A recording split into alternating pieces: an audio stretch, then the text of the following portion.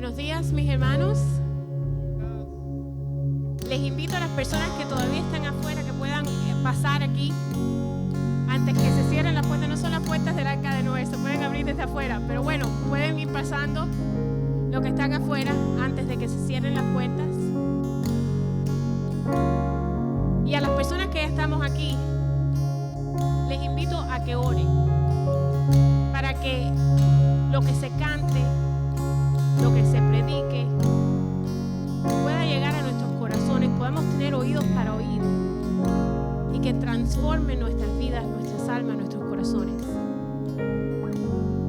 para que podamos vivir vidas agradables para nuestro Dios, vidas santas en un mundo tan lleno de pecado, de maldad, que nosotros podamos ser la función que Cristo nos dio aquí, luz para este mundo, no escondida, sino una luz en un monte, para que todos puedan ver y venir a la gloria de nuestro Salvador.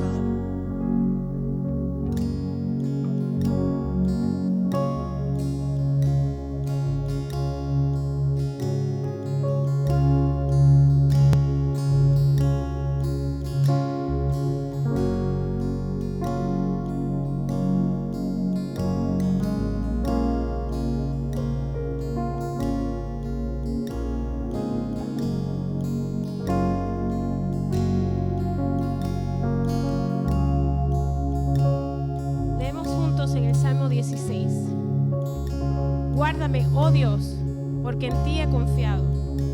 Oh alma mía, dijiste a Jehová, tú eres mi Señor. No hay para mí bien fuera de ti.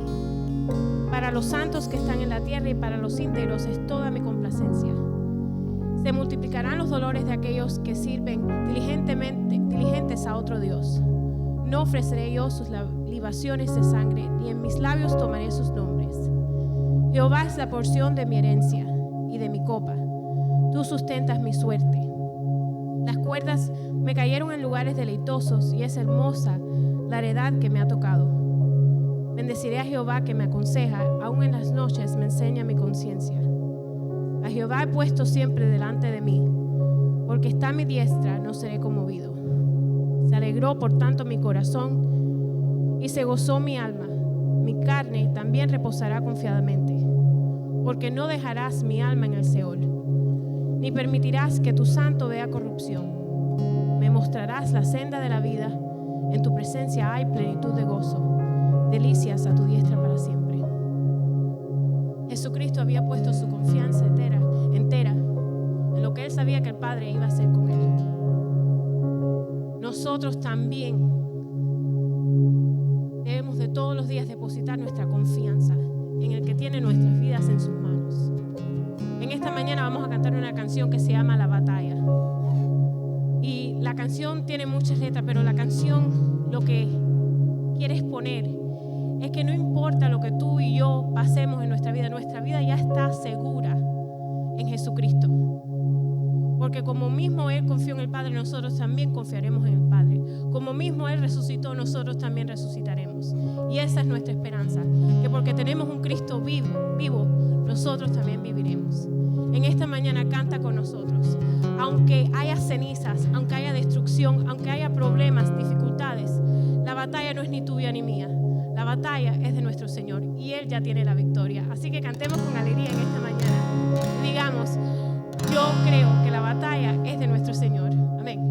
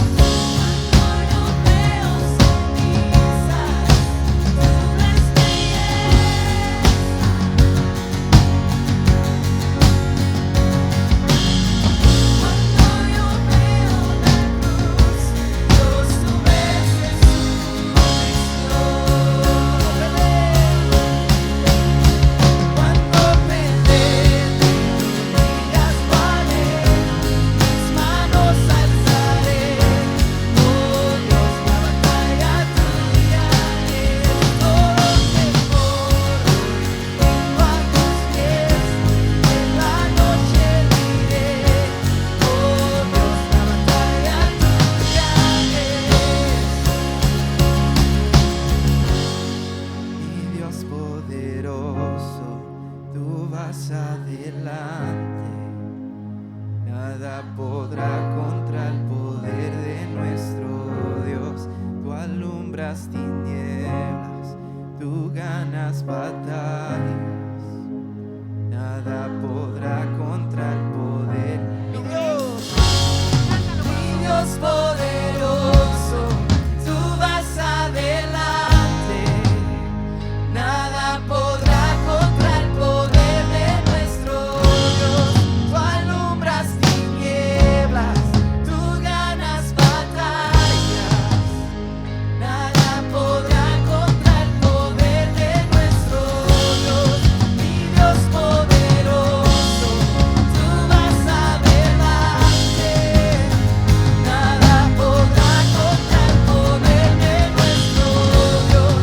Tú alumbras tinieblas, tú ganas batallas. Nada podrá contra el poder de nuestro Dios. Cuando pelee, rodillas haré, mis manos alzaré. Oh Dios, la batalla tuya es. Todo temor yo rindo a tus pies. En la noche diré, oh Dios, la batalla tuya es. Oh Dios, la batalla tuya es.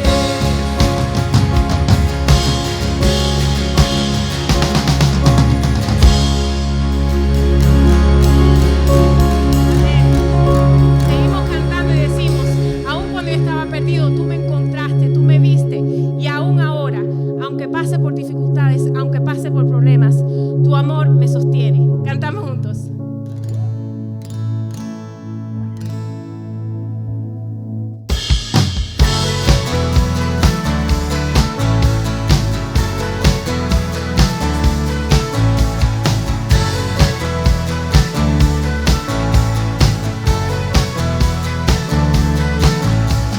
Cuando perdido estaba, fuiste mi amigo fiel y amaste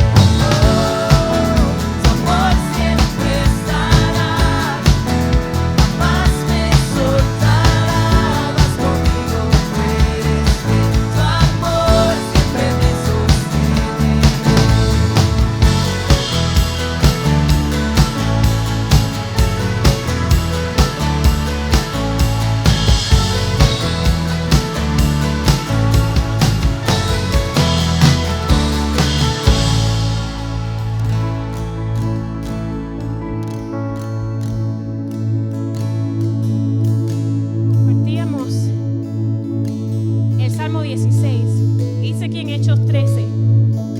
Por eso dice también en otro salmo que leímos en esta mañana: no permitirás que tu santo vea corrupción. Porque a la verdad David, habiendo servido a su propia generación según la voluntad de Dios, durmió y fue reunido con sus padres y vio corrupción. Mas aquel a quien Dios levantó no vio corrupción. Sabed pues esto, varones hermanos, que por medio de él se os anuncia perdón de pecados, y que de todo aquello que por la ley de Moisés no pudiste ser justificados, en él es justificado todo aquel que cree. Por Jesucristo somos salvos. Desde el principio hasta el final se nos apunta al Salvador del mundo, a Jesucristo, al Mesías, al que vino a darnos esperanza, a restituir un camino que estaba perdido, a salvar a un mundo que estaba destinado a muerte segura, porque Dios nos amó tanto desde el fundamento de la tierra, que diseñó un plan perfecto para que tú y yo pudiéramos ser salvos. No hay ni habrá en esta tierra un amor tal como este, en que siendo aún pecadores, viéndonos en nuestros delitos y pecados, Jesús te amó y murió por ti. En esta mañana tienes la oportunidad de verlo, de creerlo y de ser salvo por Él. No pierdas el momento que tienes en este lugar para hablar con tu Creador y pedirle salvación por tu alma. Y si en esta mañana ya tú crees, regocíjate en tu salvación. Regocíjate en que aquel que te amó pagó por ti y que lo veremos pronto en el cielo. Cantamos juntos: mi esperanza está en Jesús.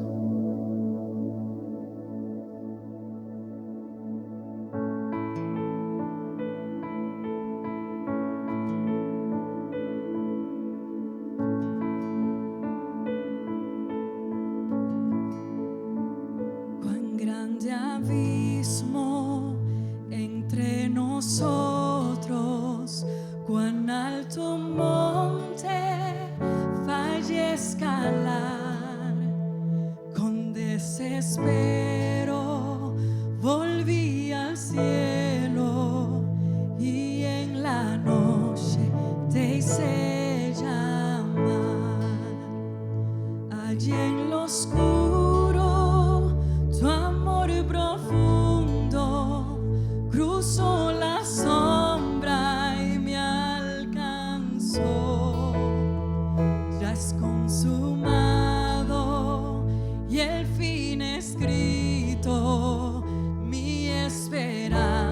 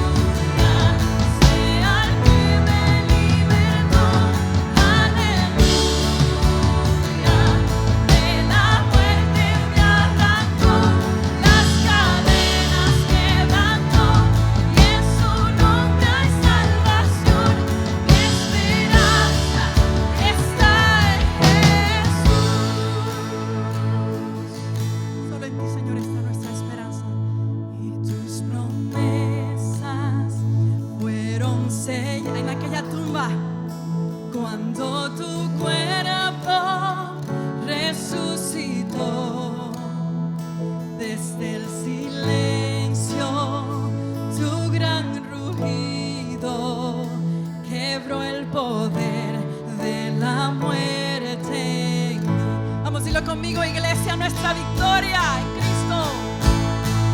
Y tus promesas Escucha tu pueblo. fueron selladas cuando tu cuerpo resucitó.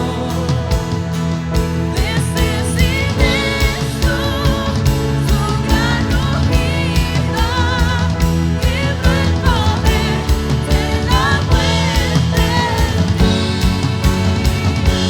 La victoria está en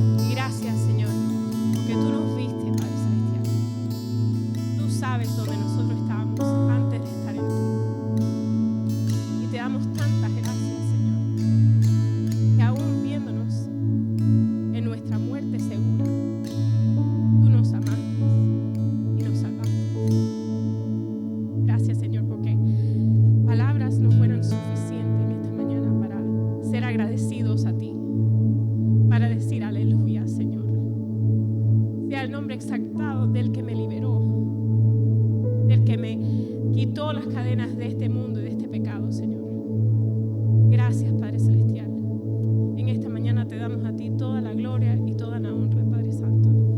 Que tu nombre sea exaltado por siempre y para siempre. Amén. Pueden sentarse, hermanos.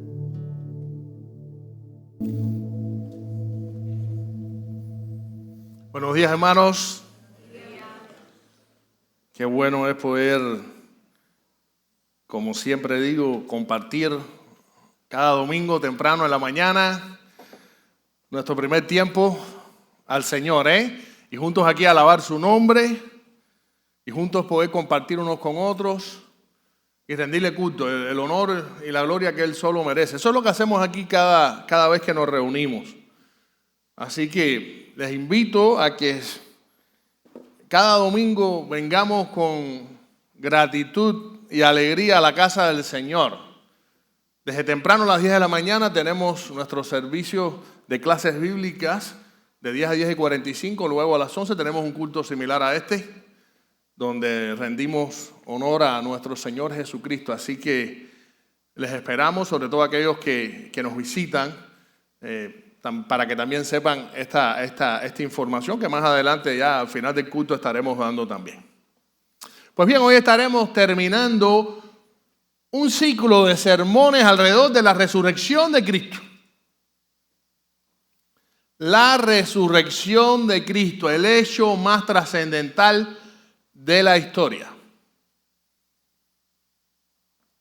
Vivimos en tiempos, hermanos, en que la verdad eterna de la resurrección de Cristo es constantemente desafiada por teorías y por argumentos que intentan socavar nuestra fe, la fe cristiana. Esos son los tiempos que estamos viviendo.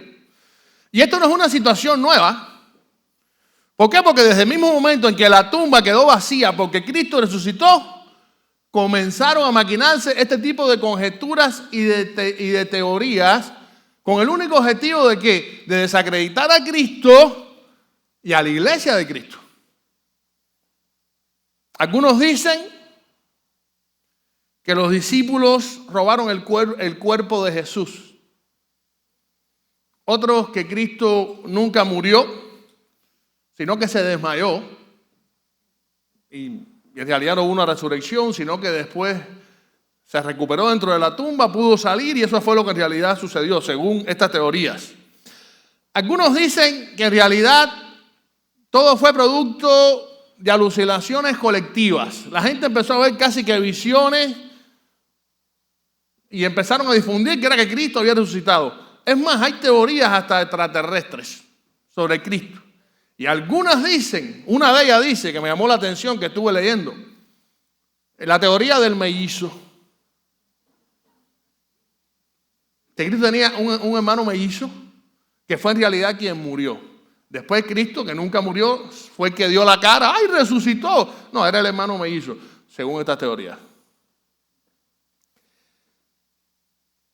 Quizás usted le pueda dar gracias a esto o llamar la atención, pero ¿cuánto daño han hecho estas teorías a través de la historia?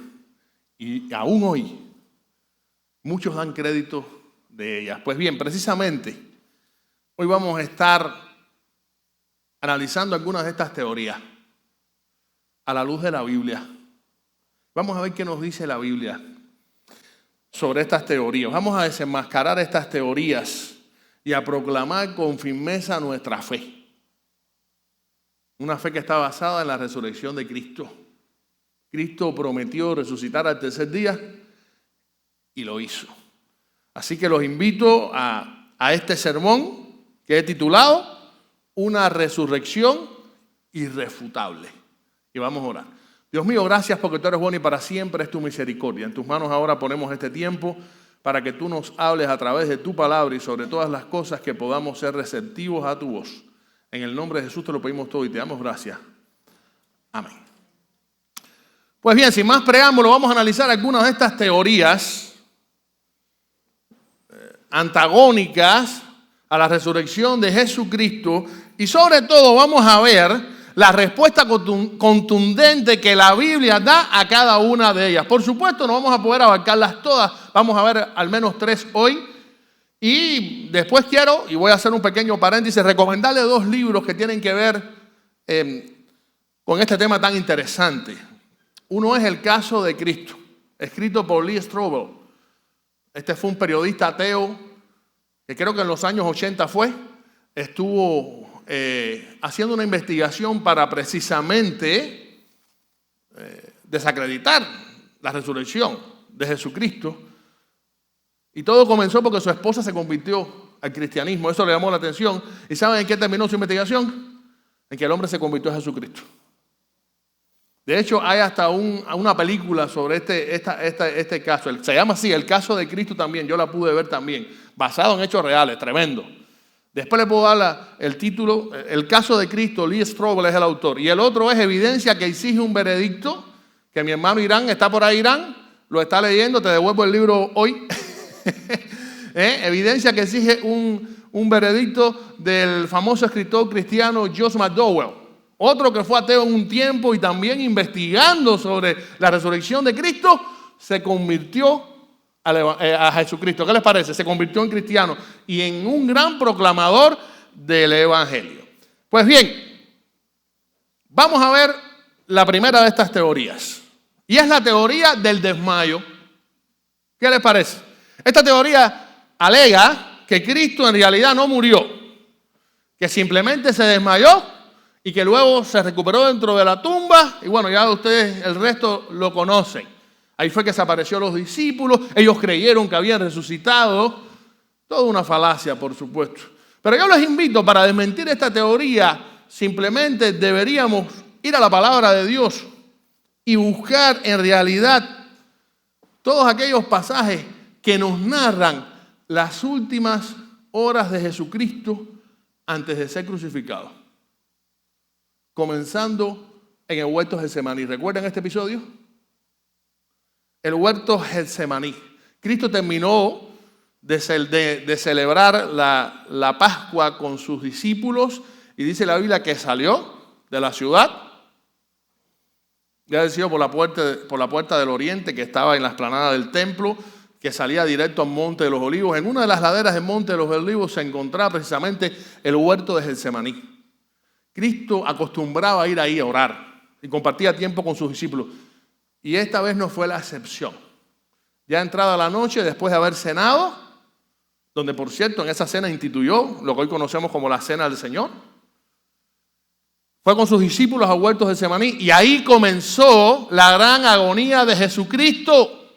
El famoso pasaje que dice la Biblia, que ya conocedor de lo que le esperaba, del sufrimiento que iba a cargar, del sacrificio que tenía que hacer por la humanidad en la cruz del Calvario, Cristo pidió a sus discípulos ¿qué cosa? Que oraran con él. Dice la Biblia que él le confesó a sus discípulos que estaba agonizando hasta la muerte. Estaba bajo un estrés tan grande, bajo una presión tan grande, una presión emocional tan grande, que dice la Biblia que su sudor era como ¿qué? Como gotas de sangre. ¿Y saben una cosa? Aquí el autor, el evangelista, los evangelistas que cuentan esta historia tan interesante de Cristo, este episodio de Jesucristo, no estaba siendo poético con su lenguaje.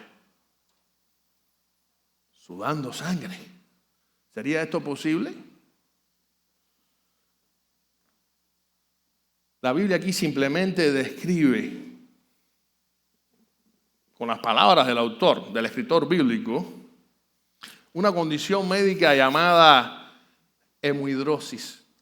Yo no soy médico.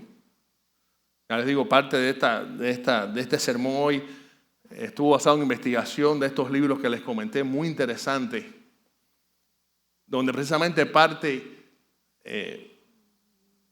de la muestra del desenmascaramiento de estas teorías es ir también a la ciencia para que la ciencia apoye la realidad de lo que sucedió. Bueno, la hemorroides suele presentarse cuando una persona está sometida, como Cristo lo estaba, ¿a qué? A un estrés muy grande, a una carga emocional muy grande. Y en estos casos la sangre brota a través de los poros mezclada con el sudor debido a ¿qué?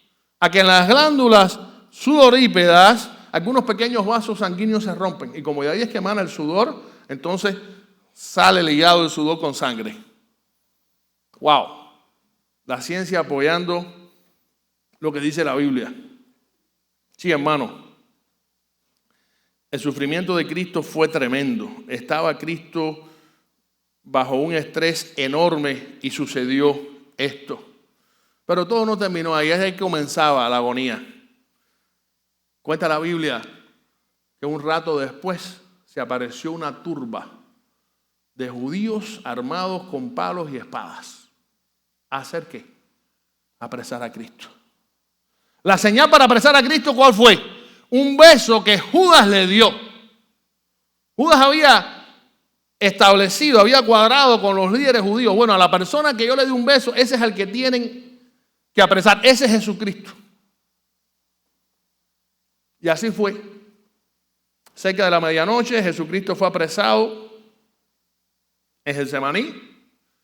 Y una de las cosas más tristes que experimentó, que aumentó su agonía, su sufrimiento, fue que todos sus discípulos, sus mejores amigos, huyeron despavoridos. Y uno lo entregó. Wow. Jesús fue conducido entonces a casa de Anás, el suegro de Caifás, quien era el sumo sacerdote en ese momento. Ahí este malvado hombre lo entrevistó. Allí lo interrogó y durante ese proceso de interrogatorio dice la Biblia que el alguacil que estaba ahí presente golpeó a Cristo en la cara. Y ahí Cristo fue llevado entonces a casa de Caifás.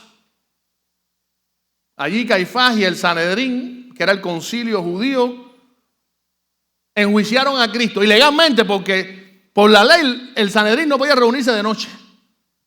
Pero no importa, ellos habían decidido deshacerse de Cristo a como sea. Y estando allí,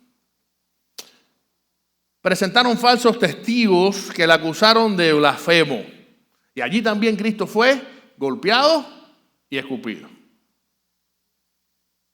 Terminado aquel circo, dijeron, bueno, vamos entonces a llevarlo a Pilato, que es la autoridad romana, quien de verdad puede decidir legalmente cómo matar a Cristo. Si los judíos hubieran decidido por sí mismos matar a Cristo, lo hubieran apedreado. Pero no. Estaba establecido que tenía que ser crucificado. ¿Y saben quiénes eran los que practicaban la crucifixión? Los especialistas, los romanos. Esa era la condena a muerte peor que el imperio romano tenía en ese momento. Y allá fue ante Pilato. Y dice la Biblia que cuando Pilato vio aquella situación y escuchó que Cristo era Galileo, entonces dijo, miren, yo voy a tratar de no tener que ver con esto. Y voy a enviar entonces a Jesucristo, a este Jesús que dice ser el Cristo, voy a enviarlo para que vea a Herodes Antipas, el rey judío que está aquí. ¿Ok? Entre paréntesis, vamos a hacer un stop. Este Herodes no es el Herodes de cuando Cristo nació. Es uno de sus hijos. Cuando Herodes el Grande, que fue el rey famoso que mandó aquella matanza de los niños, etcétera, etcétera, cuando eran los magos, ¿recuerdan? Bueno, cuando él murió, 4 de sus hijos asumieron el gobierno de toda el área que él reinaba. Y uno de ellos fue Herodes Antipas. Tetrarca porque eran 4, ¿ok? Y él era tetrarca o gobernaba el área de Perea y de Galilea. Pero como Cristo era ¿de dónde? De Galilea, recuerden, Nazaret donde quedaba en Galilea. Entonces rápidamente Pilato dijo, miren, yo voy a tratar de no tener que ver con esto y voy a enviarle entonces a este hombre que están acusando a que lo vea Herodes. Ya que este hombre es Galileo, tiene jurisdicción sobre él y puede entonces dictar alguna sentencia sobre el que él decida. Y cuenta la Biblia entonces que Cristo, después de haber sido golpeado, de haber estado en esa agonía, va donde estaba entonces Herodes, en su palacio. Y estando ahí, Herodes lo estaba esperando, porque hacía rato Herodes quería saber de él. Había oído hablar tanto del poder que Cristo tenía. Y le pidió que hiciera algunos milagros, como si Cristo fuera un mago. Lo interrogó, Cristo no dijo una sola palabra. Entonces Herodes se molestó. Y es curioso, porque dice que lo vistió de ropas reales, en son de burla, y lo devolvió nuevamente a Pilato. Qué triste, ¿verdad? Es entonces que en esta segunda vez Pilato condena a Cristo. Se lava las manos en público, ¿lo recuerdan? Y guiado por la muchedumbre que gritaba, crucifícale, crucifícale, liberó a un asesino, un malvado, un sedicioso llamado Barrabás y mandó a crucificar a Cristo. No sin antes, y aquí viene una parte interesante, mandarlo a azotar. Una tortura llamada flagelación. Wow. Esa palabra viene del látigo que se usaba para esto, el flagrum. Un látigo pequeño del cual salían varias correas que tenían en la punta sobre todo pedazos de huesos y de metal.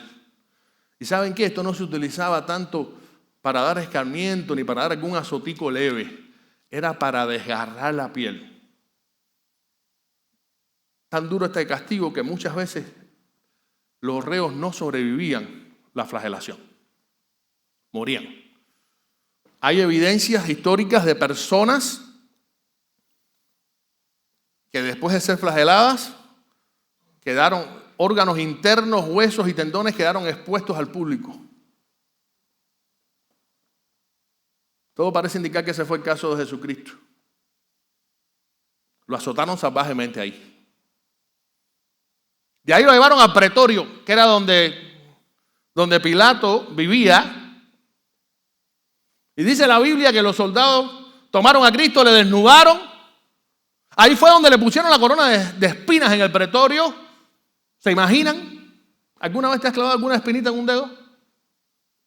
Imagínate una corona encajada en tu cabeza llena de espinas. Aparte del sufrimiento y de la habilidad que estabas experimentando después de haber sido flagelado. Allí en son de burla le pusieron un manto escarlata encima y una caña en la mano y empezaron a burlarse de Cristo y a decir, oh rey, el rey de los judíos.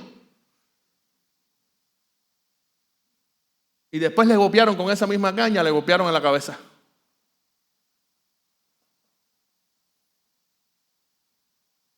Fue entonces que de ahí Cristo fue llevado al Gólgota para ser crucificado en las afueras de la ciudad. Pero Cristo estaba tan débil que ya no podía llevar su cruz. Había sufrido tanto, su espalda desgarrada, tantos golpes, heridas, la corona de espinas, más la carga emocional que llevaba encima. Fue entonces que los soldados obligaron a un señor que andaba por ahí que se llamaba Simón de Cirene, ¿lo recuerdan? A que cargara la cruz hasta el lugar exacto donde Cristo fue crucificado. Y una vez que llegó ahí Jesucristo, lo crucificaron. Los clavos que se utilizaban eran clavos alrededor de 5 a 9 pulgadas.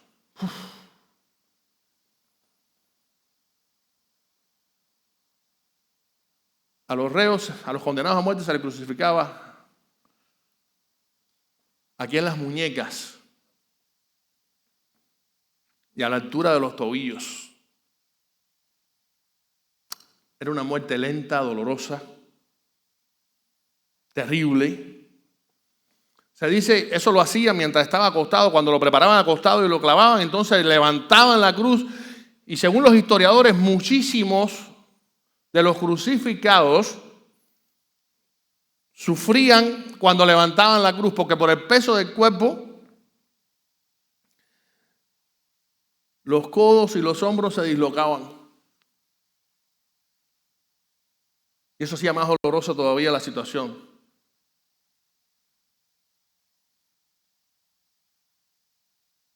La espalda destrozada después de la flagelación, rozaba constantemente, algo que el pastor Pino estuvo hablando la semana pasada, con el áspero madero que tenía en su espalda. Por lo tanto, respirar era sumamente doloroso. Y el único punto de apoyo que tenía eran los pies.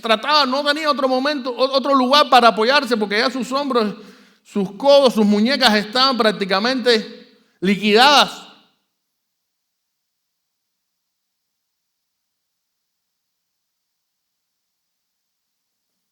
Hermano, cada segundo de un condenado a muerte por crucifixión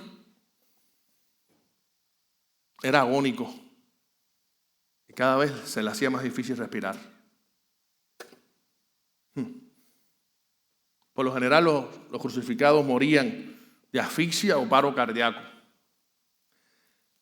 Y cuenta la Biblia que Jesús entregó su espíritu a eso de las 3 de la tarde, la hora novena.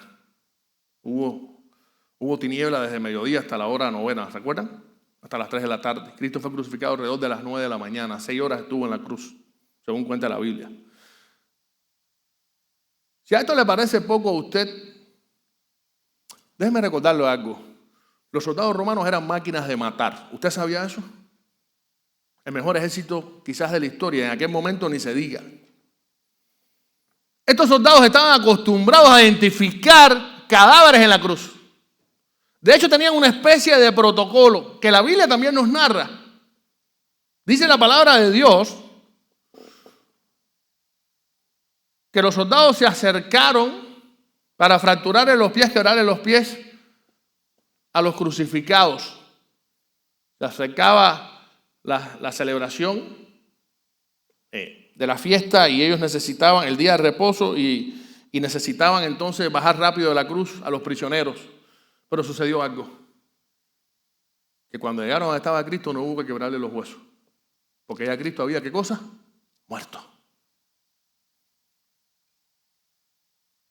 Y si esto no alcanzara para confirmar la muerte más, aún lo traspasaron con una lanza por el costado. ¿Y qué salió del costado? Agua y sangre. No quiero caer en detalles médicos tan exclusivos, porque no soy médico y tampoco la idea aquí es dar una disertación sobre esto, pero Este dato es interesante. Este dato es interesante porque es muestra de que Cristo ya había muerto. Sí. Cuando brota sangre y agua, es una indicación médica, según los expertos, en que ha habido un colapso cardiovascular como consecuencia de un derrame pericárdico. Tuve que leer algunos detalles aquí para más o menos estar bien informado qué es esto. Cristo había perdido muchísima sangre por todo lo que había sufrido. El colapso cardiovascular es una falla súbita del sistema circulatorio que impide mantener un adecuado flujo de sangre a los órganos vitales. Y por su parte, el derrame pericárdico es la acumulación anormal de líquido pericárdico, que es en el saco pericárdico, que es la membrana que vuelve el corazón, lo cual este aumento anormal de este líquido, debido a la situación que Cristo estaba teniendo, apretaba el corazón, lo presionaba de tal manera que colapsó el corazón. Entonces, es bastante evidente que cuando Cristo es traspasado, todo parece indicar que esa lanza atravesó ese líquido pericárdico que estaba alrededor del corazón, que es lo que describe el autor como agua, porque sabe alguna cosa, tiene un color o amarillento muy leve o prácticamente muy parecido al agua. Y sangre, porque llegó también al corazón, hay sangre residual que había. Médicamente hablando, cuando se observa que brota por separado este líquido pericárdico, similar al agua, y sangre, es precisamente porque ya ha muerto la persona. Médicamente está comprobado. Lo cual indica que la Biblia es inspirada por Dios. Fíjense, el que escribió este pasaje bíblico no tenía idea científica alguna de este fenómeno. Pero el apóstol Juan fue testigo ocular de lo que sucedió y él vio que salió agua y sangre. Y de esta manera confirmó que Cristo estaba ya muerto. Solo después de esto, el centurión asignado al caso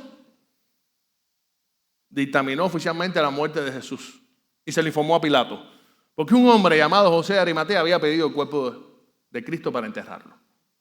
Y por cierto fuera poco, este José de Arimatea, que por cierto era un seguidor underground de Jesucristo, pertenecía también al Sanedrín, se unió a Nicodemo.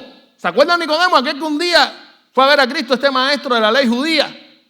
Y juntos derramaron especies sobre el cuerpo de Cristo, sobre su cuerpo.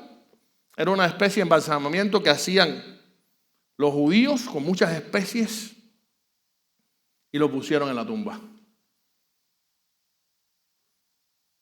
¿Cuántas personas pudieron comprobar que Cristo había muerto? Y yo me pregunto, ¿podría un hombre que haya sufrido tal agonía recuperarse de sus heridas y golpes dentro de una fría tumba en apenas 36 horas sin alimentos ni ayuda médica alguna?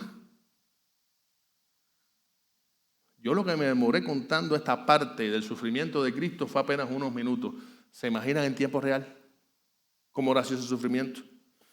En estas deplorables condiciones sería además esta persona capaz de moverse por sí mismo y de mover una pesadísima piedra que estaba en la tumba, derrotar él solo a todos los soldados que estaban afuera vigilando y por sus propios pies caminar en busca de sus discípulos para encontrarlos. ¿De verdad sería esto posible después de tanto sufrimiento, de tanto dolor y tanta agonía? Por supuesto que no. Es más, varios eruditos dicen que aun si Cristo hubiera estado vivo, algo que es imposible,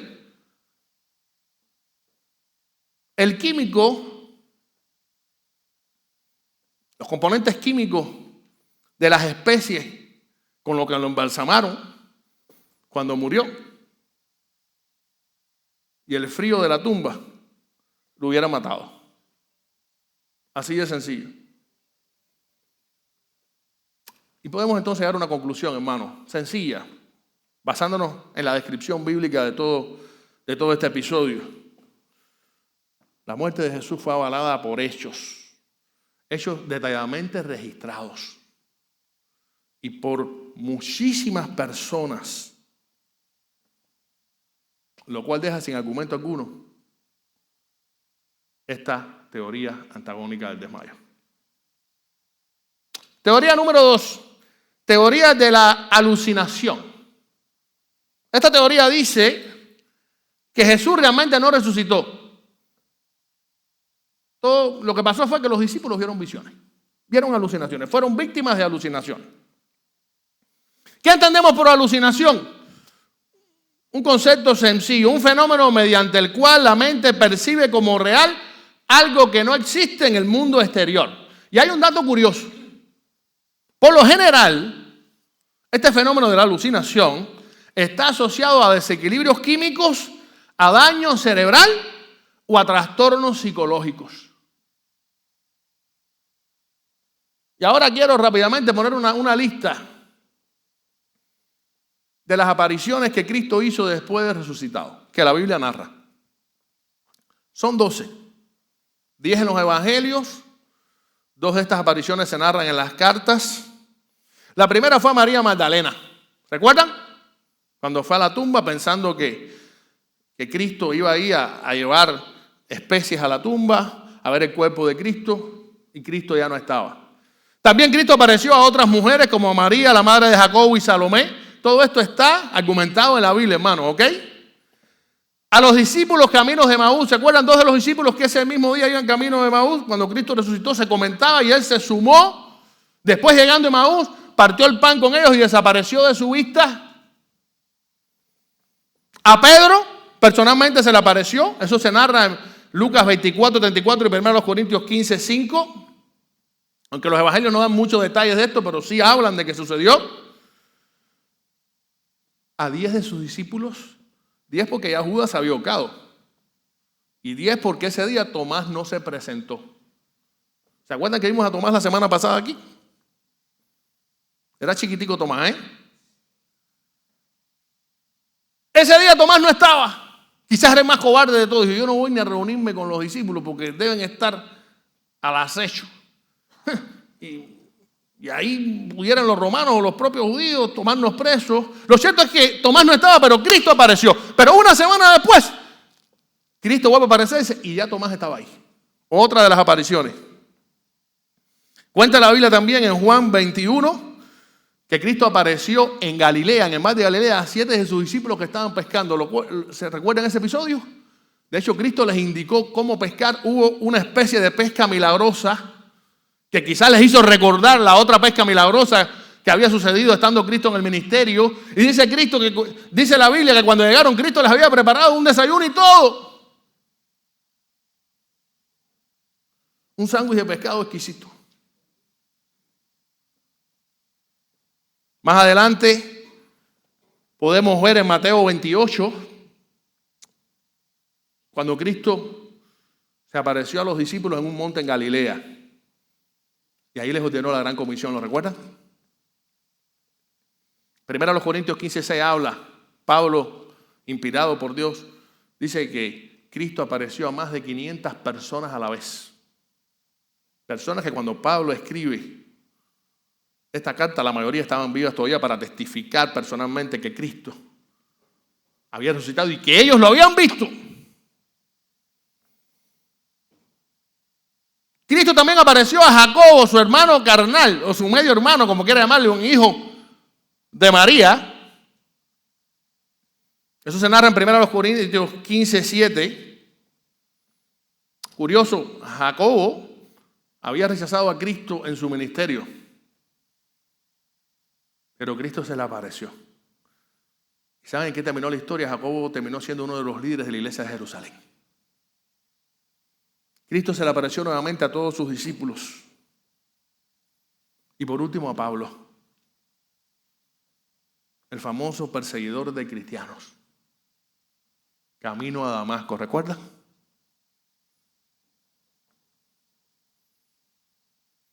Y después de esta breve panorámica, es válido preguntarnos, ¿sería factible catalogar a todas estas personas que vieron a Cristo resucitado como que todo fue producto de meras alucinaciones? ¿De verdad? ¿Todos? ¿Sufrirían todas estas personas simultáneamente de desequilibrio químico, daño cerebral o trastornos psicológicos? ¿Ninguno era normal? ¿Ninguno era una persona común y corriente? Bueno, claro que no. Esta teoría del desmayo es totalmente insostenible y existen varias razones de peso que así lo demuestran. Voy a mencionar solamente algunas. En primer lugar, esta teoría no explica la variedad y naturaleza de las apariciones de Cristo. Cristo apareció de muchas maneras, en muchos lugares, en Jerusalén y fuera de Jerusalén, a hombres y a mujeres, bajo techo y al aire libre, de día y de noche.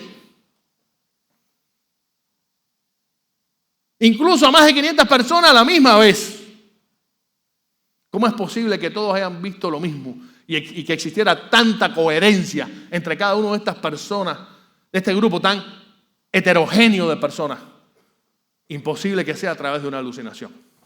Pero además esta teoría no explica la transformación radical que sufrieron los discípulos. De ser unos discípulos miedosos, desalentados y asustadizos, se convirtieron ¿en qué? En grandes predicadores del evangelio, casi que de la noche a la mañana. Pregunto, ¿una alucinación puede causar esto? El pastor Pino estuvo hablando como la semana pasada, como la tradición nos cuenta que excepto Juan, el resto de los discípulos murió asesinado. Fueron muertos violentamente por predicar a Cristo, no por delincuentes. ¿Qué ocasionó este cambio tan radical en esta gente? Una alucinación, yo les puedo garantizar que no hace esto. Porque es imposible que todos estuvieran dispuestos a morir por algo que era producto de una alucinación. Esta teoría además no explica el hecho de que no solo amigos, esto es interesantísimo, sino también escépticos y enemigos de Cristo lo vieron resucitado. ¿Cómo? Sí. ¿Cristo no apareció a Tomás? ¿Acaso Tomás no había sido escéptico con la resurrección de Cristo? ¿Acaso aún cuando sus propios amigos y compañeros de milicia cristiana, los discípulos, le dijeron, Tomás, lo que te has perdido, Cristo estuvo aquí? Ni siquiera le creyó a ellos. ¿Qué dijo? No, yo no creo. ¿Ustedes están locos o qué? Mira, si yo no viera a Cristo delante de mí, y fíjate, es más, no es verlo nada más, y yo pudiera meter mi dedo ahí en su costado y en su herida, entonces, ahí creeré. ¿Era Tomás escéptico o no? Sí. Y como bien hablamos, Jacobo, el hermano de Cristo, lo había rechazado en vida. Lo consideraba como un loco. Nunca lo aceptó. Pero cuando Cristo se le apareció, Jacobo dio un cambio radical, a pesar de ser su enemigo. ¿Y qué más enemigo que Pablo? Pablo, que al tener esa visión se dio cuenta que el Cristo que él perseguía era Dios, era el Mesías. Y por lo tanto su vida cambió drásticamente. Increíble, hasta los enemigos de Cristo lo vieron resucitado. ¿Y saben una cosa? Esta teoría tampoco explica la realidad del sepulcro vacío. Ok.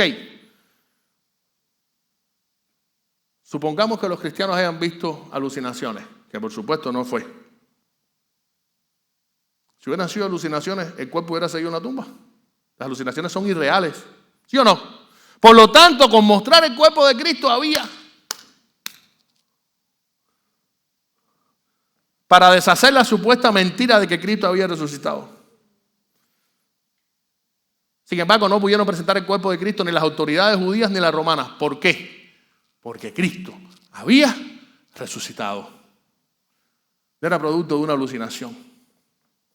Hermano, en consecuencia podemos afirmar categóricamente que la teoría de las alucinaciones tampoco resiste el peso de las evidencias históricas, de las evidencias psicológicas, de las evidencias bíblicas, científicas, de las evidencias lógicas de la resurrección de Cristo. Y hay unas palabras que quiero pronunciar literalmente del erudito Gary Habermas, que resume acertadamente esta gran verdad. En pocas palabras, miren qué sabio esto.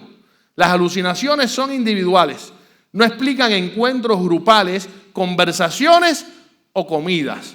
No transforman enemigos en seguidores, ni llenan una tumba vacía. Tremendo. Y número 3. Quizás la teoría más famosa, porque en realidad es la más antigua. Y es la teoría del robo del cuerpo de Cristo. Esta teoría plantea que Jesús no resucitó, sino que sus discípulos robaron el cuerpo. ¿Y por qué digo que es la más antigua? Porque surgió instantáneamente. En cuanto la tumba quedó vacía, ¿quiénes comenzaron a difundir esta teoría? A alimentarla, sin querer pretender alimentarla. O bueno, sí, porque le pagaron a los soldados. Los líderes judíos, ¿recuerdan? Cuando los soldados romanos fueron a decirle a los líderes judíos, fíjense que los soldados romanos no fueron a ver a los oficiales romanos, porque ¿qué le costaba a ellos? La muerte. Dijeron, ¿qué va? Los fósforos. Yo no puedo, déjame ir a ver a esta gente, a los judíos. Yo me imagino a los soldados romanos diciendo, pero ¿en qué candela nos hemos metido nosotros? Esto no nos tocaba a nosotros. Yo que estaba tan tranquilo haciendo la guardia ahí en la fiesta, y de pronto ahora cuidar la tumba de este judío que decía ser el rey de los judíos, que murió, que crucificaron. Vaya, yo pensé que iba a ser fresca la noche, pero de pronto resucitó. No sabemos qué hacer. Ahora nos espera la pena de muerte. Vamos a ir a las autoridades judías, que fueron los que armaron esta rebambaramba, que por culpa de ellos estamos aquí nosotros ahora en este lío, a ver qué nos dicen. Y cuenta la Biblia que las autoridades judías, ¿saben qué le dijeron? Muchachos, miren, le vamos a dar este dinero a ustedes, para que ustedes empiecen a difundir por ahí que los discípulos robaron el cuerpo. Y respecto a las autoridades romanas, no se preocupen, nosotros nos encargamos de eso. Como las películas de Hollywood, de mafioso. Esa teoría surgió desde aquel entonces. Sin embargo, ¿por qué no se sostiene esta teoría? En primer lugar, porque los discípulos no esperaban una resurrección. ¿Estamos claros de esto? Cristo les había dicho que resucitara. De hecho, los enemigos se acordaron de aquello, pero los discípulos, ¿cómo estaban? Acobardados, asustados, deprimidos, desalentados, se reunían escondidos, tenían miedo. Ellos no estaban en condiciones de ¿qué? De robar el cuerpo. Imposible. ¿Cómo podrían en esas condiciones enfrentar a soldados romanos que eran profesionales para vencerlos y después robar el cuerpo de Cristo? Imposible. En segundo lugar, la tumba estaba fuertemente vigilada. Tiene que ver con esta primera parte que hablamos. Recuerden, había soldados romanos, especialistas profesionales, custodiando la tumba. Era imposible poder llevarse el cuerpo. En tercer lugar, la piedra que tapaba la tumba era extremadamente pesada y los evangelios lo describen. Estuve leyendo que habían piedras que pesaban hasta más de 1 tonelada. Y a veces se construían una especie de sistemas abajo para poder rodarlo un poco porque eran tan pesadas. De hecho, esa piedra se ponía precisamente para que nadie la abriera, para que los animales no pudieran entrar, para sellar la tumba. Indudablemente esta piedra era un obstáculo tremendo si alguien quería robarse el cuerpo de Cristo. Es más, si los soldados se hubieran dormido, ¿no creen ustedes que se hubieran despertado con el ruido que hubieran hecho aquellos que querían mover la piedra? Así de sencillo. Pero además, los discípulos, hermanos, no habrían muerto por una mentira. ¿Quién moriría por una mentira? ¿Quién? ¿Qué sentido tiene morir por algo que tú sabes que no es cierto?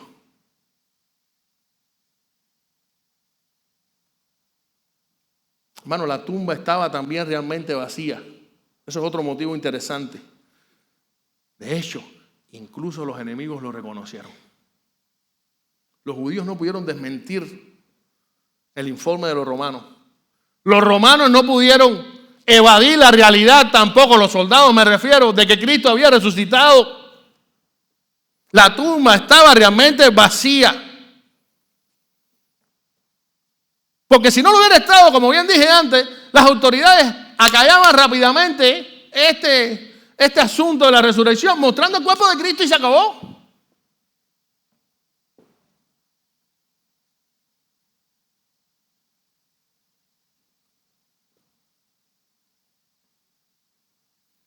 Otro aspecto importante a destacar es que las apariciones no se explican con un cuerpo robado.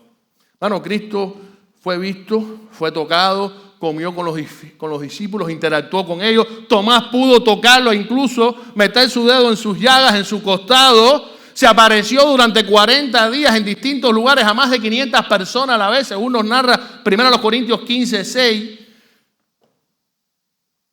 Y esto nos da a entender que un cuerpo robado no produce encuentros personales, diálogos ni transformaciones radicales.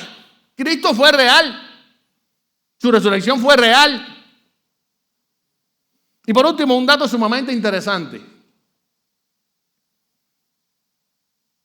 Esta teoría se desmorona, entre otras cosas, porque las mujeres fueron las primeras testigos del sepulcro vacío. Y usted dirá, ¿qué tiene que ver esto? Hay un chiste sobre esto. Dice, bueno, ¿ustedes saben por qué Cristo se apareció primero a las mujeres? ¿A quién se le apareció primero Cristo? Para las mujeres, ¿recuerdan? Para que se regara rápido la noticia. No, hay que aparecerse las mujeres. Ya con esto ya no hace falta internet, YouTube, no hace falta nada. Con aparecernos 2 o 3 mujeres se entera Jerusalén, Samaria, hasta lo último de la tierra. Y esto pudiera lucir gracioso, aunque yo conozco hombres que... Pero este no es el punto, hermano. Miren, el hecho de que las mujeres fueran las primeras testigos de la resurrección de Cristo es interesante, porque en esa época las mujeres no eran consideradas para un testimonio público en un juicio. ¿Sabían eso? No, en aquel entonces las mujeres, su testimonio no era válido legalmente.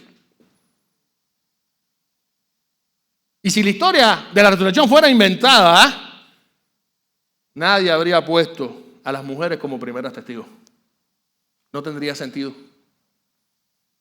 Sin embargo, el hecho de que la Biblia narre que las primeras testigos de la resurrección de Cristo fueron mujeres es evidencia de la autenticidad histórica de la resurrección de Cristo y no de una conspiración inventada. ¿Cierto o falso? Sí. Dios no tiene nada que ocultar en su palabra. Me encanta la palabra de Dios porque llama al pan pan y al vino vino. Y aún grandes hombres de Dios que pueden ser un ejemplo para nosotros, la Biblia nos los muestra como pecadores. ¿Qué podemos hablar del rey David? ¿Qué podemos hablar del gran apóstol Pedro? Grandes hombres, pero pecadores que fallaron, como tú y como yo. La Biblia no trata de dar a los líderes cristianos y a los grandes hombres de Dios como hombres perfectos, como dioses con D minúscula. No, porque no lo somos. Así de auténtica es la palabra de Dios. Y si tuviera que resumir lo que la Biblia dice sobre como la Biblia desmiente esta teoría, me gustaría citar las palabras del reconocido teólogo y apologista cristiano William Lane Craig. Él dijo lo siguiente: la hipótesis del robo implica que un pequeño grupo de hombres confundidos, aterrados y sin esperanzas se convirtieron de pronto en los más valientes proclamadores de un Cristo resucitado y mantuvieron la mentira incluso hasta la muerte. Y esto no es solo improbable, termina diciendo el teólogo, es históricamente absurdo. Y esto es una realidad que no podemos evadir, hermano. Desde que Jesucristo resucitó, el mundo ha intentado negar este hecho por medio de diferentes teorías y argumentos. Pero ninguno ha resistido las evidencias de la resurrección de Cristo. Ninguna de estas teorías. Y precisamente Pedro, disculpen, en su impactante discurso el día de Pentecostés, ante una enorme multitud de judíos, tomó como centro de su mensaje, ¿qué cosa? ¿Qué tema? La resurrección de Cristo. Sí. Y no podía ser de otra manera. ¿Saben por qué? Porque como bien dijera el apóstol Pablo, si Cristo no hubiera resucitado, vana es nuestra fe y vano es nuestro mensaje. Ese día de Pentecostés fue glorioso, hermano. Pentecostés es una fiesta judía que se celebraba 50 días después de la Pascua. Las primicias de la cosecha.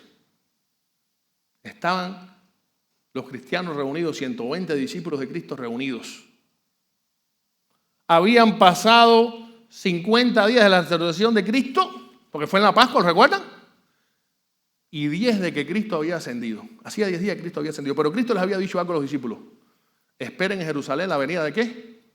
Del Espíritu Santo. Les había dado la gran comisión, pero no sacan todavía a predicar el Evangelio hasta que el Espíritu Santo venga sobre ustedes. Ahí estarán listos. Estarán empoderados para poder entonces comenzar a cumplir la gran comisión. Y estaban entonces ese día de Pentecostés los discípulos reunidos en una casa y de pronto sucedió algo sobrenatural.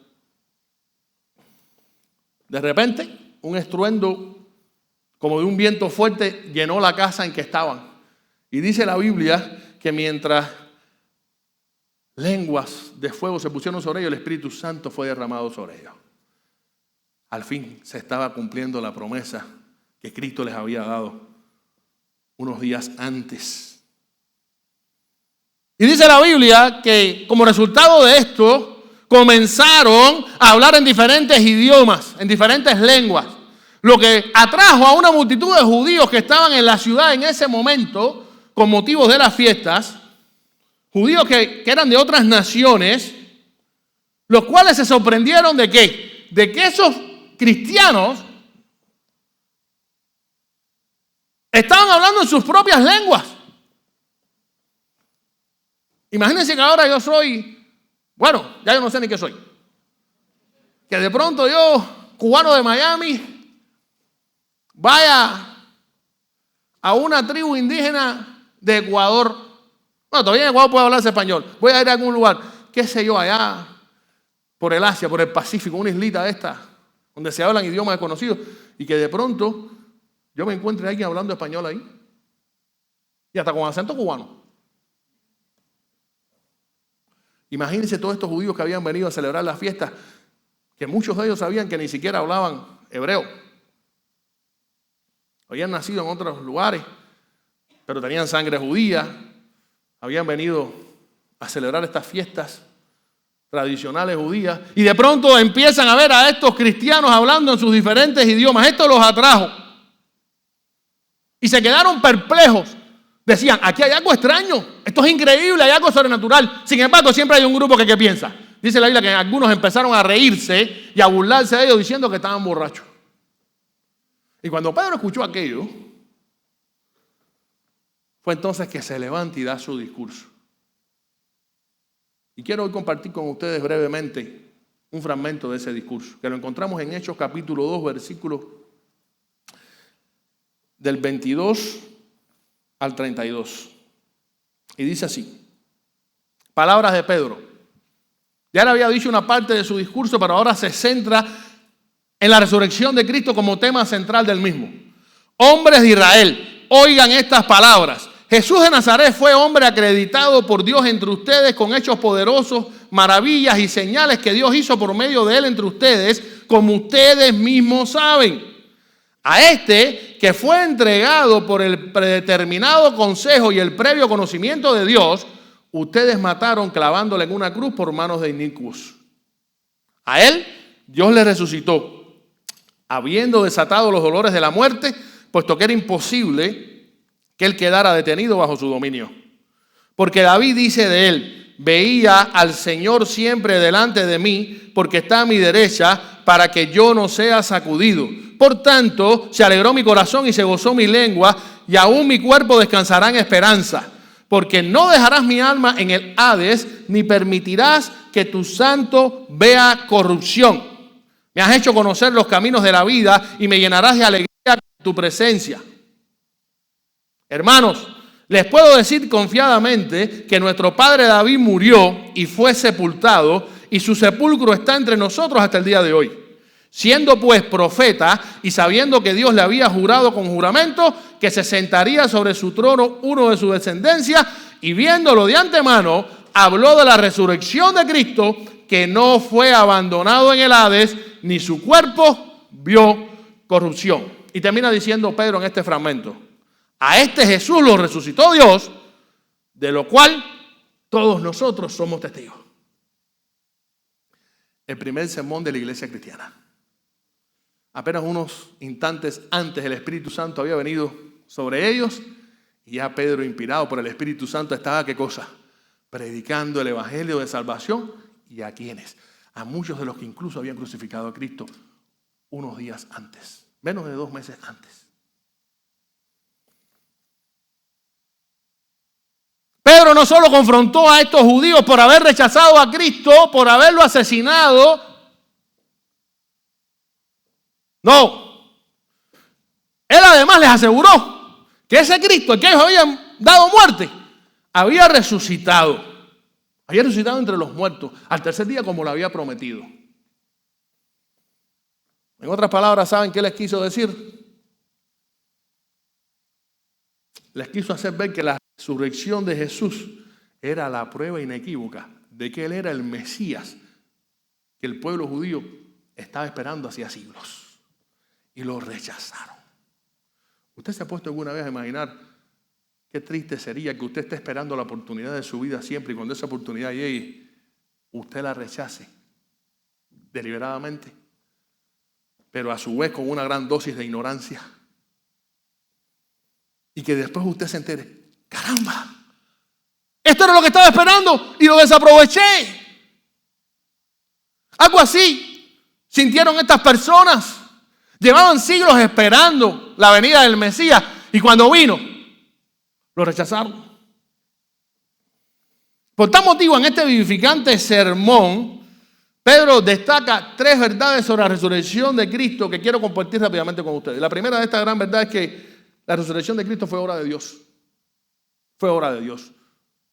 Escuche esto. Los versículos del 22-24 así lo atestiguan. Quiero destacar el 24, que dice: a él, refiriéndose Pedro a Cristo, Dios le resucitó, habiendo desatado los dolores de la muerte, puesto que era imposible que él quedara detenido bajo su dominio. Era imposible que la muerte pudiera detener a Cristo. Vamos a ver por qué. En los versículos anteriores, Pedro comienza su exposición recordando a la multitud que Cristo, ese Cristo al que ellos habían crucificado, ese Jesús al que habían crucificado un tiempo antes, no era un parlanchín ni un charlatán. No. Él se había mostrado con poder delante de ellos, con el poder de Dios. Lo que Cristo hacía, nadie podía hacerlo. Ellos habían visto, ¿qué cosa? O muchos de ellos, a Cristo resucitar muertos, sanar enfermos, liberar endemoniados, alimentar a miles de personas de manera sobrenatural. Dios mostró su poder a través de Cristo durante todo su ministerio, a través de milagros, de prodigios y de señales visibles, pero aún así lo desecharon. Yo me imagino que cuando esta gente empezó a escuchar aquello, ¿cómo debe haberse quedado? Wow, recuerdo, ese fue el Jesús que hace menos de 2 meses crucificamos. Wow, Él es el que ha causado todo esto, está vivo. Mira, me recuerdo que este que está predicando ahora era uno de sus discípulos. Es increíble. Me imagino a mucha gente así, confrontada por el mensaje de Pedro. Sin embargo, de la misma manera que el mensaje del Evangelio es así, Pedro, sin dejar de confrontar el pecado de esta gente, les dio una tremenda buena noticia. les quiso saber algo. Esto sucedió y es cierto, ustedes mataron a Cristo, pero ¿saben qué? Esto era parte del plan que Dios tenía para redimir a la humanidad. Y esto es un buen punto, un buen punto. Porque Pedro de esta manera, en este discurso, toca en pocas palabras, maneja muy bien la doctrina de la soberanía de Dios y la responsabilidad humana.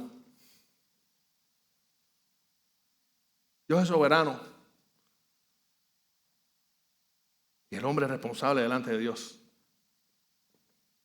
Todos los hombres somos responsables de nuestros pecados. Qué interesante. De esta manera quedaba claro, hermanos, que la cruz no había sido un accidente, no, sino el escenario perfecto donde se juntaron el amor de Dios y la maldad del hombre, ahí en la cruz. Y qué tremenda noticia esta, ¿verdad? Era evidente entonces que todo estaba bajo el dominio de Dios. A Dios no le sorprendió la muerte de su Mesías, de su ungido, de su enviado, de su hijo. Era el plan desde un inicio.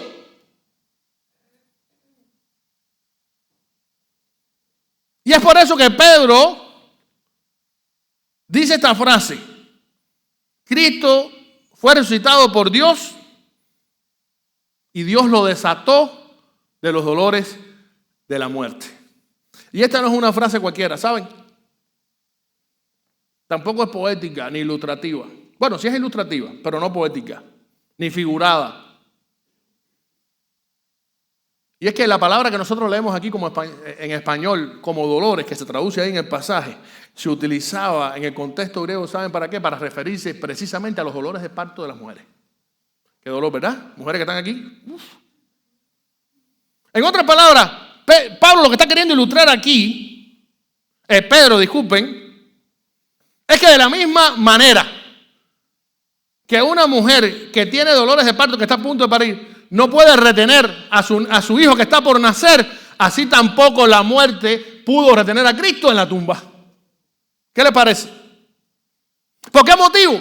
¿Por qué la muerte no puede retener a Cristo en la tumba? Porque Jesús es Dios mismo, santo, puro, sin pecado, y por ende la muerte no tiene autoridad alguna sobre él, porque Dios ha establecido que la paga del pecado es ¿qué cosa? Muerte. Y si Cristo no pagó, no podía experimentar la muerte porque es Dios.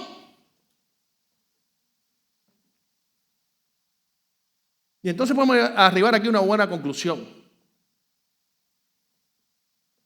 Si Jesús venció la muerte, no hay tumba,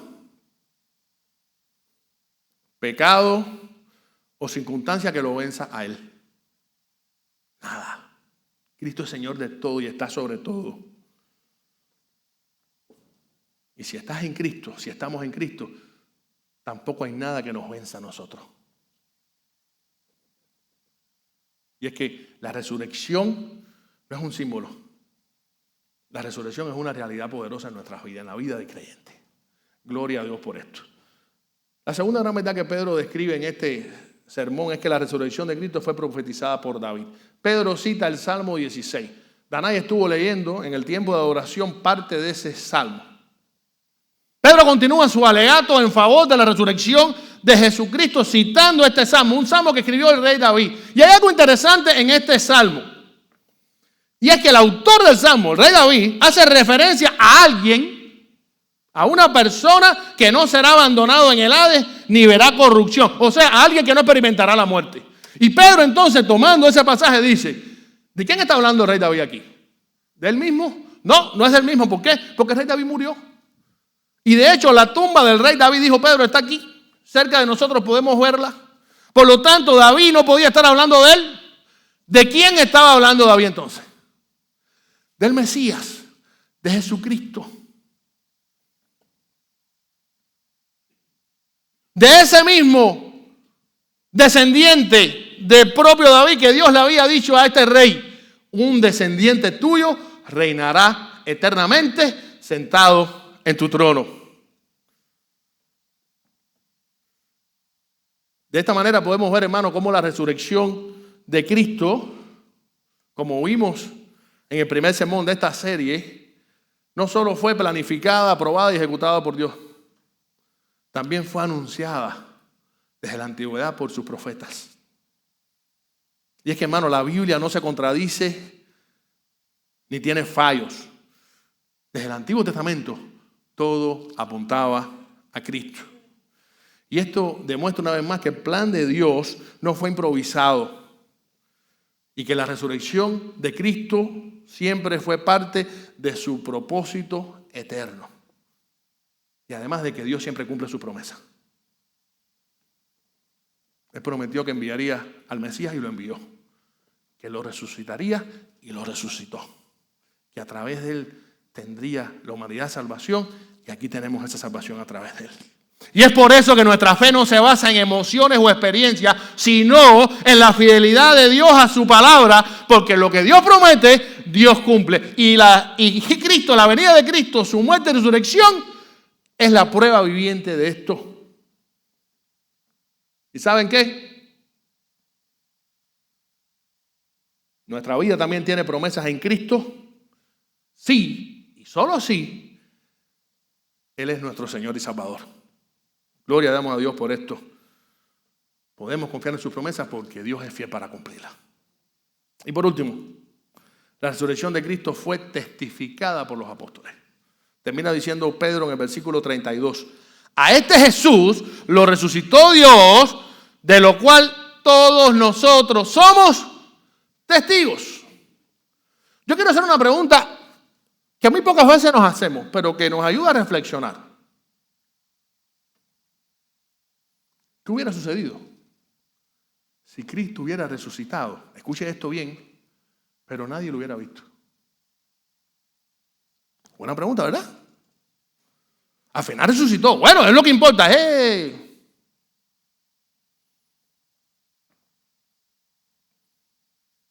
Yo les voy a decir que hubiera pasado. La resurrección no hubiera tenido sentido si nadie lo hubiera visto. No hubiera causado impacto ninguno. Los discípulos hubieran muerto de tristeza y retornados a sus hogares, a sus labores cotidianas, decepcionados, y jamás hubiera existido la iglesia.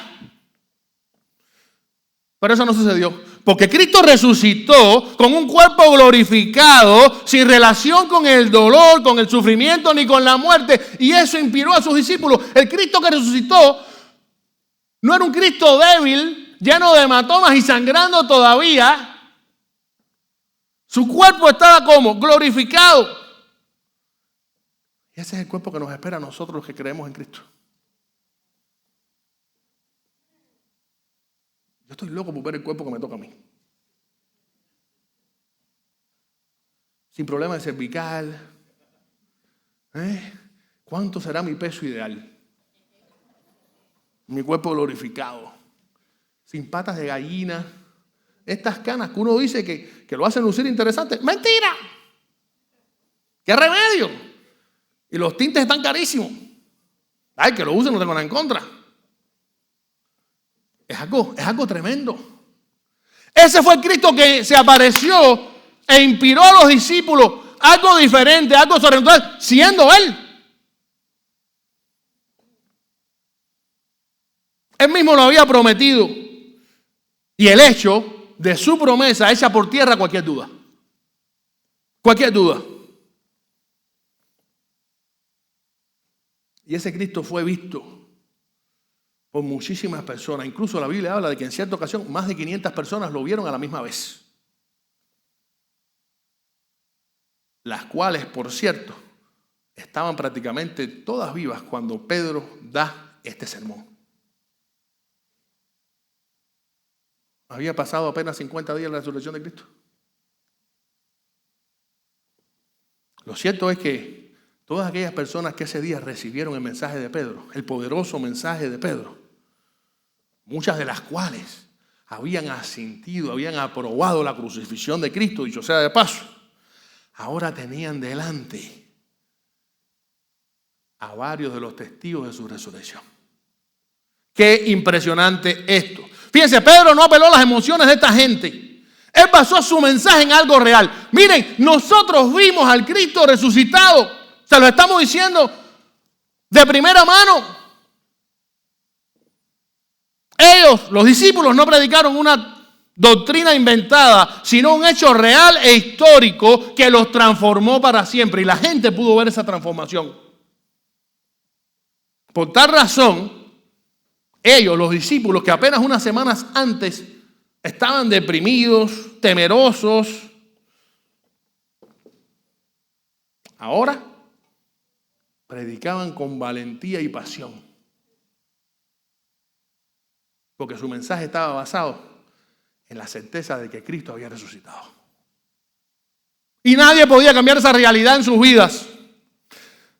De esta manera quedaba plenamente demostrado que la resurrección no fue un mito ni una ilusión, sino una obra directa de Dios. Y además que Jesús era quien dijo ser el Hijo de Dios, el Mesías prometido. Gloria a Dios por esto, hermano.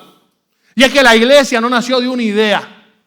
La iglesia no nació de una filosofía de vida, ni de un compendio de enseñanzas religiosas. La iglesia nació de un encuentro real con el Cristo resucitado. Les voy a contar algo que me sucedió. Desde que llegué a este país, yo me pelo en la misma barbería. Ahí en el Is de Hialeah. Los barberos, bueno, de aquellos barberos iniciales queda uno solo, que es el mío, el único sobreviviente. Ahí se pelan mis hijos, ahí se pelaban mis sobrinos, no sé si todavía se pelan. ¿Saben qué me sucedió un día?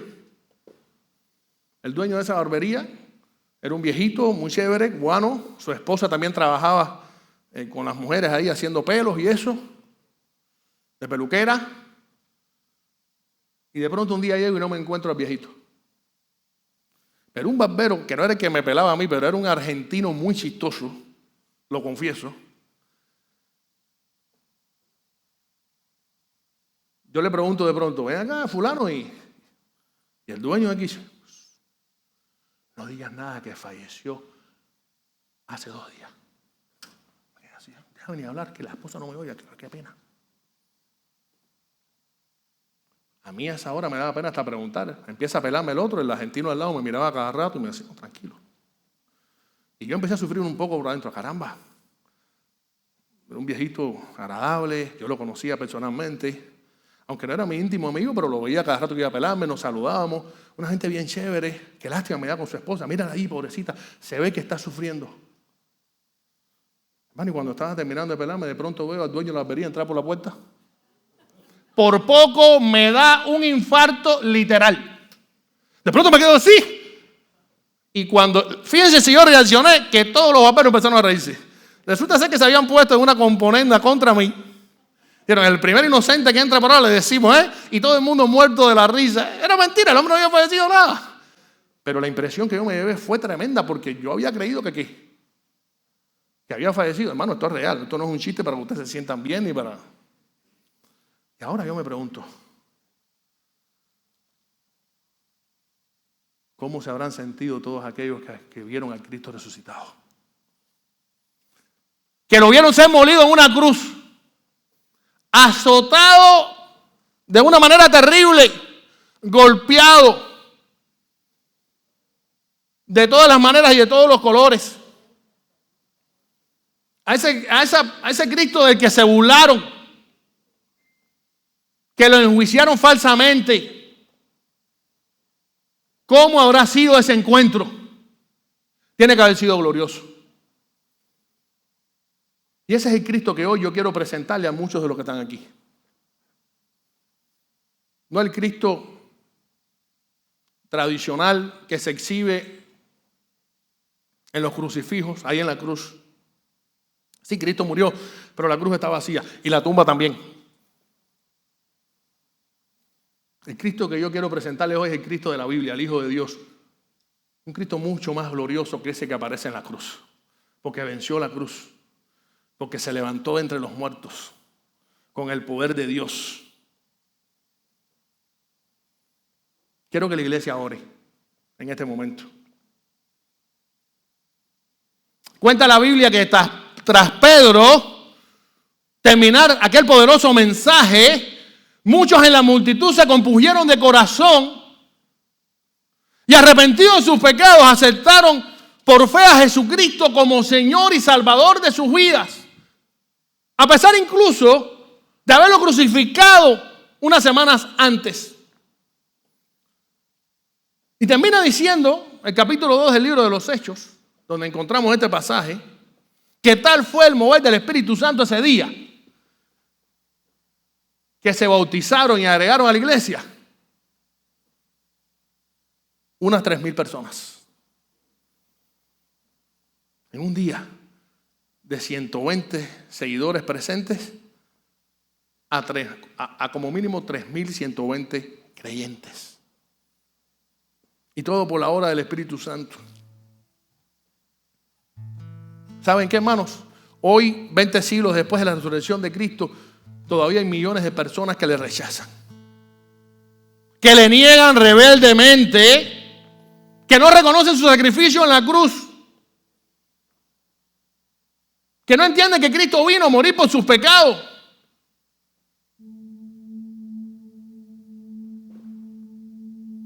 Incluso muchas de estas personas inventan teorías para intentar desacreditar algo que nadie puede negar, que es una verdad como un castillo. Cristo vive porque resucitó de los muertos. No importa la idea que tú tengas de Cristo, no importa si a ti te enseñaron que Cristo fue simplemente un gran filósofo, un gran maestro, un buen hombre. No, Cristo es mucho más que eso. Cristo es Dios mismo, la segunda persona de la Trinidad, el Mesías que Dios había prometido desde la antigüedad, de que los profetas hablaron en el Nuevo Testamento. Que Pedro proclamó este día de Pentecostés hace 2000 años atrás, y el mismo Cristo que la iglesia ha venido predicando durante todo este tiempo. A ese Cristo es a quien te quiero presentar. Ninguna de las teorías que hemos visto, ni otras que se han inventado, resisten las evidencias de la resurrección del Hijo de Dios. Porque Cristo se levantó de los muertos por el poder de Dios, venciendo para siempre la muerte, el pecado, a Satanás y hasta el mismísimo infierno. ¿Y saben qué implica esto? Que nadie, absolutamente nadie, puede limpiar tus pecados y reconciliarte con Dios, excepto Jesucristo. Esto implica que nadie, absolutamente nadie, puede ayudarte a enfrentar a Satanás y a vencerlo, excepto Jesucristo. La resurrección de Cristo implica que nadie puede liberarte del castigo eterno del infierno, excepto Jesucristo. Y por último, que nadie, absolutamente nadie, puede ofrecerte resucitar para vida eterna, excepto Jesucristo. Amigo y amiga que estás aquí, quizás a ti te parezca la resurrección de Cristo una fantasía. Quizás hasta el día de hoy le has dado crédito a alguna de estas teorías o a otras que no hemos mencionado. Pero yo te estoy presentando al Cristo real, al que necesitas aceptar, porque un día abandonarás este mundo. Todos los que estamos aquí abandonaremos este mundo, a no ser que Cristo venga antes. Y ese día tendremos un encuentro con nuestro Creador. Y solo hay dos destinos eternos. Aunque usted no cree en ellos, aunque le parezca una falacia, el cielo y el infierno son reales.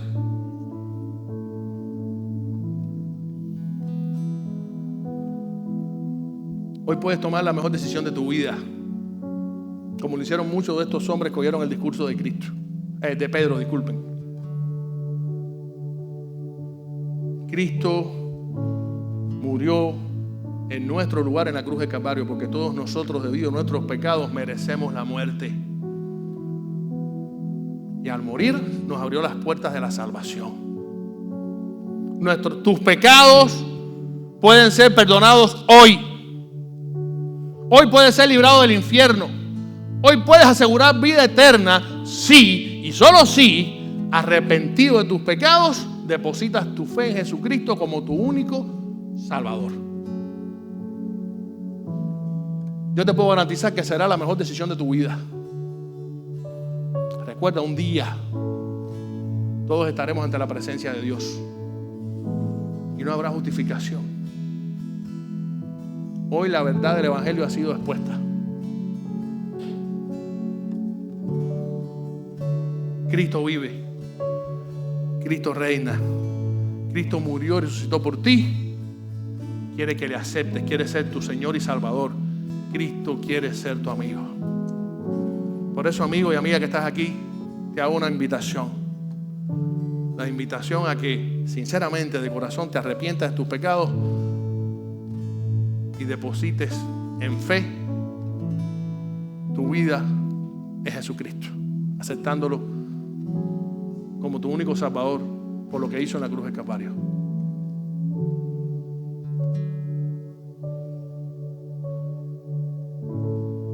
No pierdas esta oportunidad. Cristo te está llamando. Pregunto, ¿a quién quiere hoy aceptar a Cristo como Señor de su vida y ser transformado por su poder para siempre? Si hay quien lo desea, puede levantar su mano. Dios te bendiga, hija. ¿A quien más desea aceptar a Cristo hoy como Señor de tu vida? No estoy apelando a tus emociones como Pedro no apeló a las emociones de la multitud que lo escuchó. De nada te vale emocionarte hoy si de aquí a unas horas ya no estarás creyendo en este Cristo.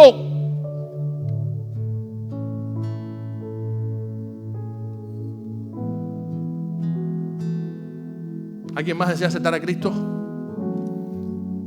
como Señor y Salvador de su vida?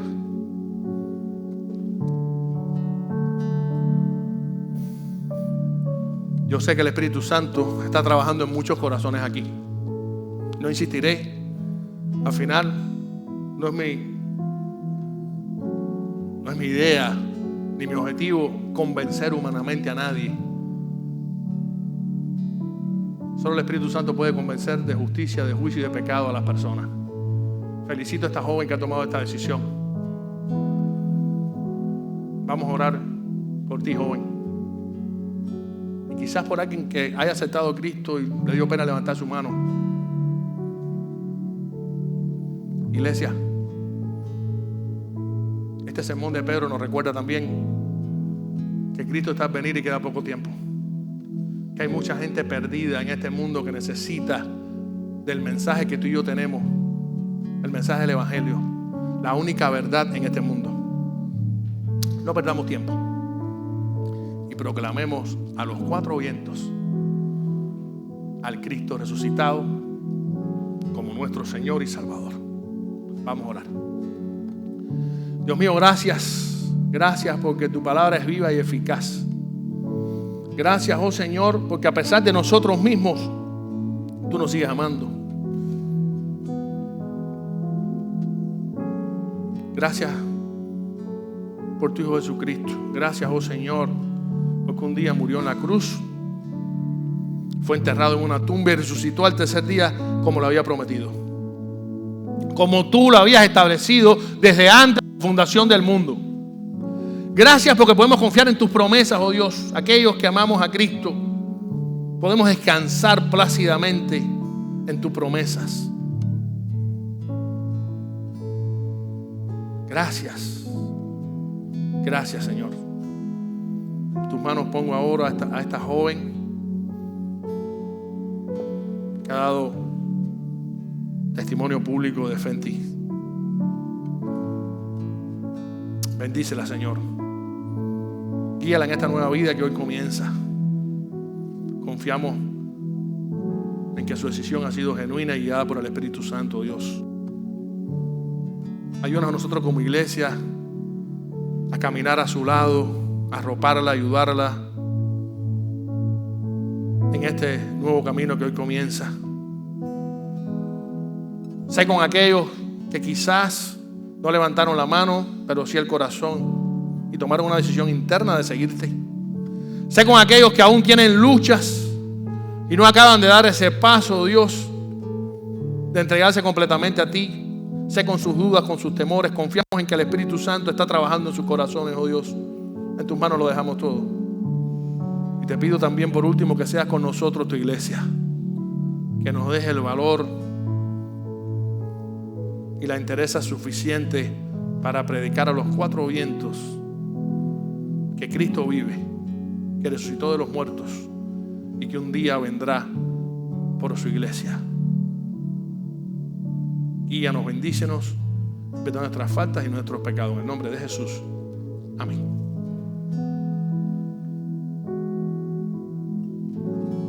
Nos ponemos de pie y cantamos con nuestra hermana Odi. Mi esperanza está en Jesús. Esa es tu esperanza. Ponte de pie hoy. Haz de este canto una ofrenda, una declaración a nuestro Rey. Dile: Señor, así como hace aquel día que nos marcó, hoy te volvemos a repetir: nuestra esperanza está en ti. Dile al Señor: cuán grande abismo entre nosotros, cuán alto monte falle escalar. Con desespero volví al cielo y en la noche te hice llamar. Allí en lo oscuro tu amor profundo cruzó la sombra y me alcanzó. Ya es consumado y al fin escrito, mi esperanza está en Jesús.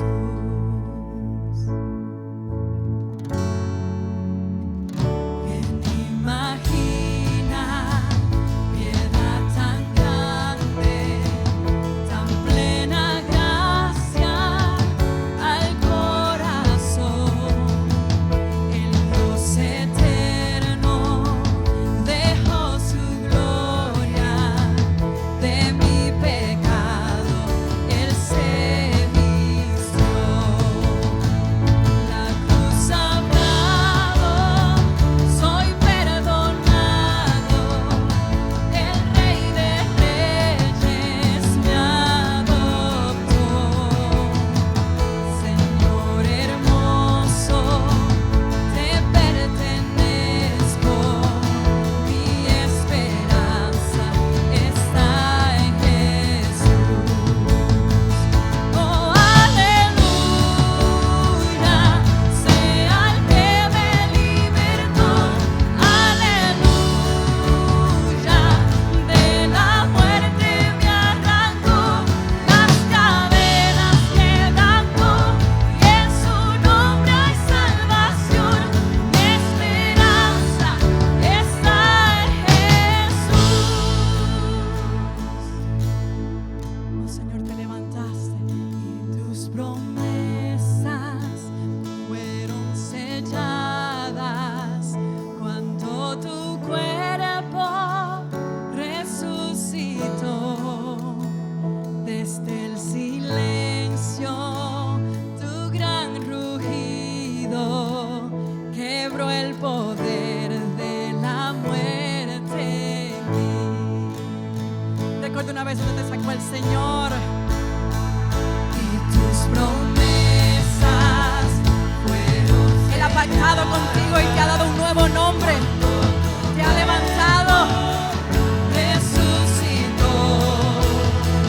Desde el silencio tu gran rugido quebró el poder de la muerte en mí. La victoria está en ti.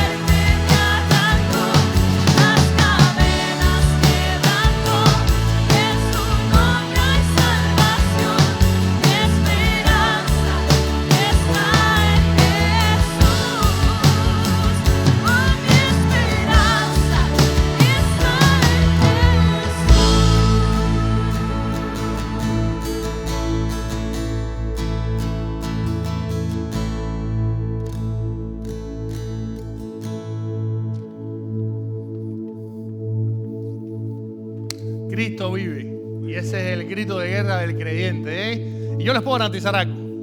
Nadie, absolutamente nadie, puede desmentir eso. Porque la tumba está vacía. Desde hace 2000 y pico de años. Y seguirá vacía porque la resurrección es real. Y es la base de nuestra fe y de nuestro mensaje. Gloria a Dios por esto, ¿eh?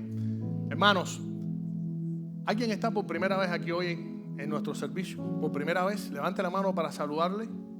¿Nadie por primera vez? Pues bien, bienvenidos todos. Qué bueno que estamos aquí en la casa del Señor. Siempre es un gozo poder juntos alabar al Rey de Reyes y Señor de Señores. A ese que resucitó por nuestro pecado un día, ¿eh? Y gracias a Él tenemos vida eterna. Gloria a Dios por esto. Quiero anunciar las actividades de nuestra iglesia durante esta semana. El próximo viernes estaremos celebrando las actividades que siempre tenemos, habituales. Culto de niños, culto de jóvenes y culto de oración para los adultos. Si puede, asista a 8:30 de la noche. Necesitamos orar. Joven, si estás aquí y no asistes nunca al programa de jóvenes, ven. Estaremos predicando la palabra de Dios. Así que están todos invitados próximo viernes, 8:30 de la noche. Y el sábado por fin llegó el momento de nuestro segundo programa de matrimonios del año. ¿Dónde va a ser? Aquí en esta dirección. Apúntelo por favor.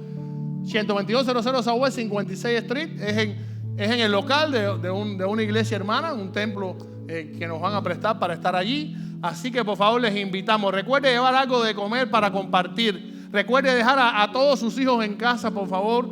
Esto es exclusivo para matrimonios. Creemos que los matrimonios necesitan fortalecerse en Cristo.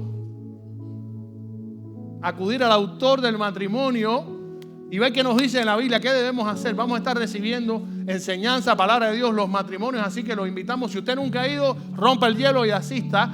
Y venga dispuesto a pasar un buen tiempo y a aprender para bien de su matrimonio de la palabra de Dios.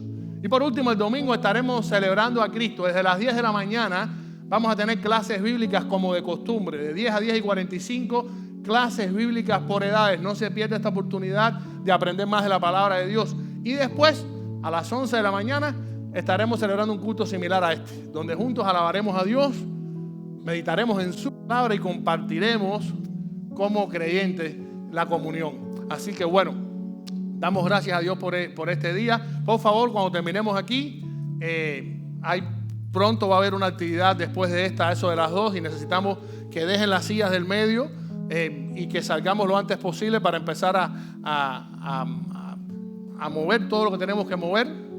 Salgamos al pasillo, pasemos un buen tiempo ahí, disfrutémonos, abracémonos, besémonos, compartamos un buen tiempo. Y recuerde, antes de irnos, recuerde algo: Cristo vive. Si usted desea ofrendar cuando termine el servicio, puede hacerlo físicamente en el buzón de las ofrendas. Si no, puede ir a alcancemiami.com y hacerlo online. Ahí cliquea donde digo ofrendar y se desglosará cómo hacerlo. Vamos a terminar en oración.